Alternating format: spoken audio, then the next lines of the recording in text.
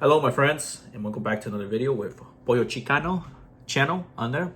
And today we're going to be talking about a specific topic. Usually I make these type of videos if it's either in my channel about traveling, about certain things I like to talk about, or something that always comes up to mind. And it's on Sunday. I'm relaxed, and it's a day I'm going to go play some soccer at 4 p.m. It's one of my favorite times where I can go and enjoy playing the soccer. But I think one important topic that just always comes to mind, and I want to speak and make a video about, is marriages, relationships and marriages. We can talk about in general, but let's talk particularly in these countries where, like in that case, you live in the United States. And the fact of the matter is, marriage rates are declining. They're declining across the board, and it's happening all across the world. And I'm a finance and economics guy, and I know that this can have a major effect on all the countries economically, because we need people. We need more people to be able to sustain a country, to be able to sustain a older population economically. Have the younger generation work so that way they can sustain the older generations. And now in the ages that we live in, yeah, people are living a lot longer. They're living for more years, and our populations on the bottom are actually declining. Our numbers have been declining. And I was reading some statistics here, just some facts. And over the last few decades, since 1970, they have been declining. The marriages have been declining. So I was reading some of the data here, and it says most countries had between 7 to 10 marriages per 1,000 people. But by 1995, that number had fallen to around 5 to 7 people per 1,000 people were married. In the United States, marriage rates have declined over 60% since 1970. So since 1970, the United States has been in a major decline in marriages, over 60%. That's a huge number. More than half have declined. And also, another really important fact in here, people are marrying, if they are getting married, a lot later in life. So that the median age for marriage has actually increased as well. And and I'm reading these facts on here using ChatGPT and artificial intelligence, is a lot of people are also remaining single. So as I'm reading some of this data and facts, well, marriages have gone up, gone down, which means that families or family sizes have also decreased. And in 1991, 1% of the women in their late 40s never married. By 2010, the number had increased to 4%. So divorce rates are another thing we can talk about. And in America, there's a high rate of divorces. It says, and I'm reading the data here, the American Psychological Association says that 40 to 50% of first marriages end in divorce. 60 to 67% of the second marriages end in divorce. And the trend is not just in the United States, it's becoming global. So what exactly is happening? Well, a lot of factors are in play. The change in the economy, the cost of living, and a lot of factors come into play on why populations are declining all across the board. United States, Japan, UK, marriage rates down on there. A lot younger people are not getting married and are even delaying dating altogether. And I'm reading another fact down here. It says 1 in 4 40-year-old American adults have never been married. Well, I gotta say for myself as well. I'm 34 years old and I just turned 34. Never been married before. I've had a handful of relationships in the past, or half of in the past, but we never got to the point of engaging in a marriage.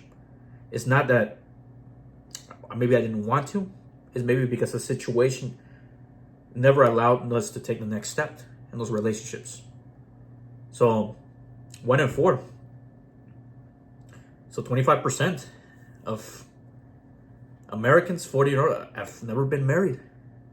And looking at that data here, that's a big trend. And looking at this, what can we say are some of the factors? Like I was saying, economically, cost of living have gone up. a lot of factors like inflation and those things play a huge factor in why people are not getting married. And they're realizing maybe some benefits of marriage are not necessarily there. It's maybe sometimes could be more than one-sided. It's one, and it should always be a 50-50, right?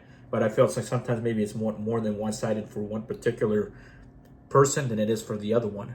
So they don't see that benefit, because in a marriage it should be like a balance, you know. But in most situations, I've always the balance is scaled up higher for one person to the other, you know. In the case of a marriage, I don't want to say male or female, because we should know which scale is on top and which scale is on the bottom on there, and that's affecting populations all across the world. And we need people to grow an economy, and we need people to be able to sustain the jobs in the future and produce for ever-changing economy. You know, people that go are just people are needed all the time. We need to sustain every country, and I advocate for people should get married and start families on there, because you know populations are not growing on there, and I'm at an age too where I should also be doing my part.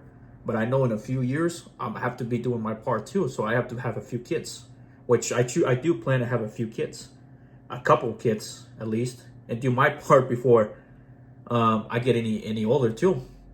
So I realize that that's so important, and we can't let these populations decline. So we have a mission and a job too, just keep our populations up and growing.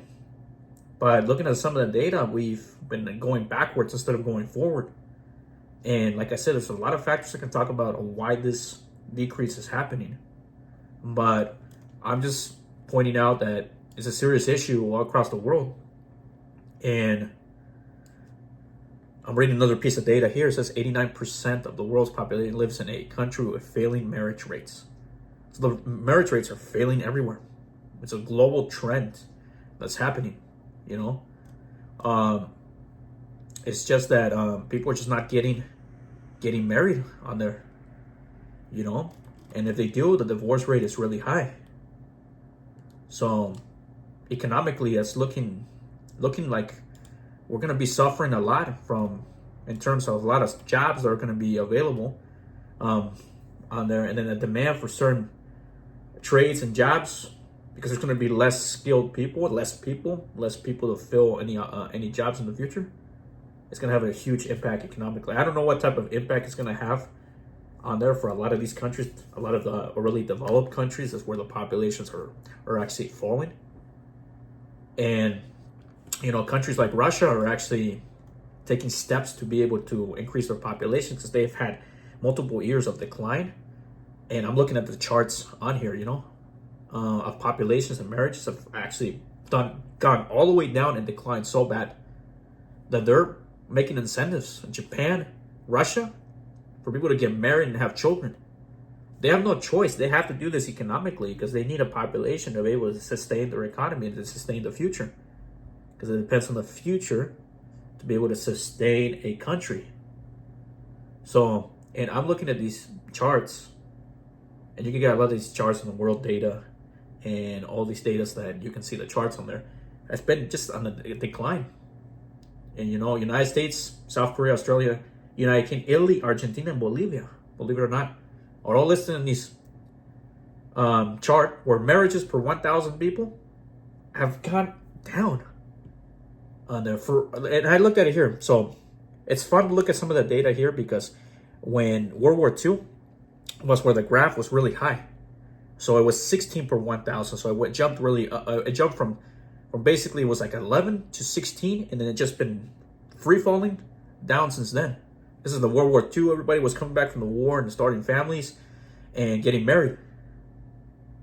And that was when the chart was one of the highest in the United States. This is when we had the baby boomers on their population. But now, ever since then, generations have just gone way down.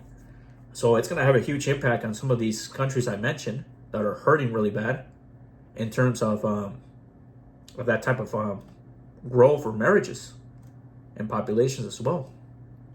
So I think we should be encouraging now people to get married, have children, and just encourage it. I don't think we've. I don't want to say that it's been the media that's been kind of like pushing people not to get married or have children, but in part is it made a huge impact on the decisions that we make to get married or have children. So we should really encourage those type of things. I know there's a few people over there are really advocating for marriages, but we need more people. We need more people. The rates are falling in marriages and population, and we need to be able to fill that gap that we have right now. So, well, what's going on? I guess the number. I'm looking at the numbers. I'm a statistics guy. I look at these numbers. I look about what's happening. I look at some of the data, and I realize that economically it's a very bad situation that we're in, and all across the globe. So there's something we need to be taken care of, so that way we don't lose on a lot of things when we get older. Somebody's gonna have to sustain us when we get older, and that's a newer generation that has to do that job. But with a rate that's falling, it's gonna be expensive to be able to keep us when we get older, to be able to have a younger generation sustain us when we get to that age where we will no longer will be able to work. So, solution to that, I think we should encourage, and on my channel, Pollo Chicano, I want to encourage people to think about those marriages, think about having those families. If it's, in my case, my situation, 34 years old, but I do plan to at least have a couple kids. Maybe a little bit when I get a little bit older. I don't want to wait when I get too old. Just have a few kids on there and help out, do my part too. So I'm planning to do my part as well, and we should all be doing some type of part about getting married and having at least a couple of kids and family to be able to sustain the world that we live in on there, because it's going to be up to them. It's going to be up to the new generations to be able to sustain the future. If we want to keep our humanity, we want to keep the human population going on there. So in my channel, I encourage that. I encourage love, compassion, respect for people, of course, always. Let's also encourage marriage and families on there moving forward. So as we come into the new year for 2025, and let's encourage people to make that step. Let's make it easier for them. A lot of countries are really they're desperate. They're doing what they need to do. Incentives. Some incentives need to be done so we can keep the population rolling, keep it going on there. So let's all do our part. I will be doing my part in the future for sure. Before I leave this world, I have to do my part. And that's the Pollo Chicano. I hope you like this video. Don't forget to comment, like, and subscribe to the channel. It's a free channel. Be respectful in the comments, please. I appreciate that. When I like to have a conversation, I like hearing your opinions. I like responding to that. But let's be professional on this topic. I know everybody has mixed opinions about this, but know that and I've always said this before in the videos, we're in this together, and let's do our part out there. So thanks for watching. We'll see you in the next video. Thank you.